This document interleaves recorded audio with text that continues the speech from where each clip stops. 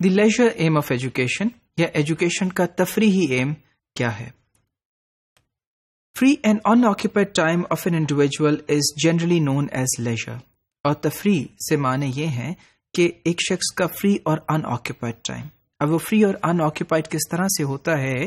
جب آپ کسی چیز کو ایم نہیں کر رہے ہوتے at a conscious level. In the classical tradition, lifelong learning is the occupation of leisure.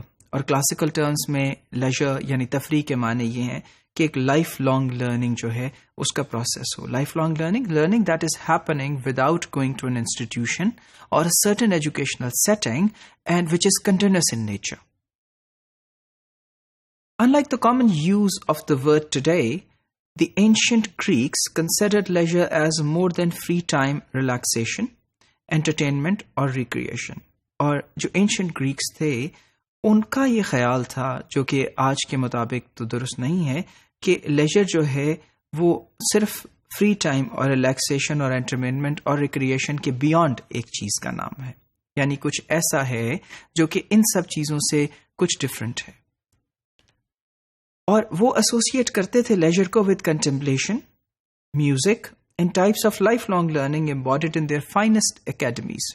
اور اکیڈمیز کا جو کانسیپٹ گریک میں تھا, جو گریکس کے اندر تھا, اور اینشنٹ یونان میں جو کانسیپٹ اکیڈمیز کا تھا, وہاں میوزک کی جو ٹریننگ دی جاتی تھی, وہاں جو اسپورٹس ہوتی تھی, وہاں جو اور طرح کی ایکٹیویٹیز تھی, ان کے اندر لائف لانگ لرننگ اپنی بہترین صورت میں پنہا ہوتی تھی.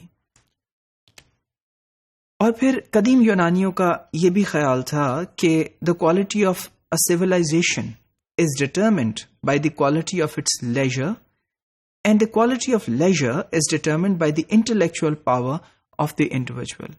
اور اب ہم یہ دیکھتے ہیں کہ ایجوکیشن کا تعلق کس طرح سے آ جاتا ہے کہ یونان کے رہنے والوں کا یہ خیال تھا کہ ایک سویلائزیشن کی جو کوالٹی ہے وہ یہ ہے کہ اس کو ہم میجر کرتے ہیں اس کے لیجر کی کوالٹی سے, یعنی اس کی تفریح کی کوالٹی سے.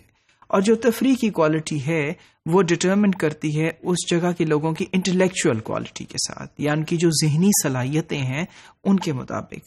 تو پھر intellectual power of individual is actually at the base of this leisure activity, جو کہ ڈٹرمن کر رہی ہے ایک قوم کی اور ایک سویلائزیشن کی کوالٹی کو. And then this was true in the ancient Greece as it is today. For in leisure, we ask ourselves what we ought to do with our freedom.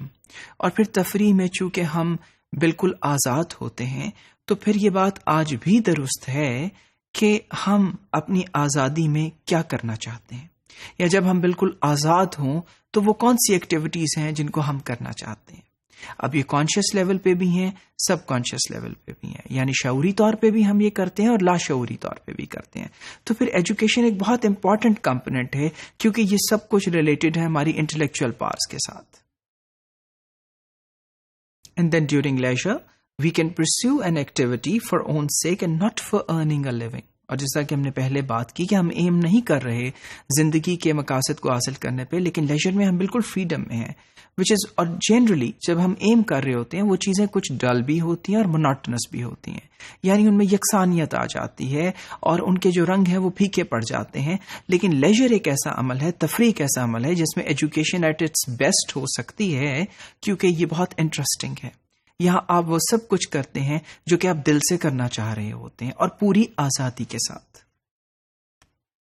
And then life long learning as it concerns cultural continuity and the sustainability of life supporting systems depends on leisure. اور پھر life long learning چونکہ یہ concern اس کا cultural continuity کے ساتھ ہے اور sustainability of life کے ساتھ ہے, تو پھر یہ بہترین طریقے سے ڈپینڈ کر سکتی ہے لیجر یا تفریح کے اوپر.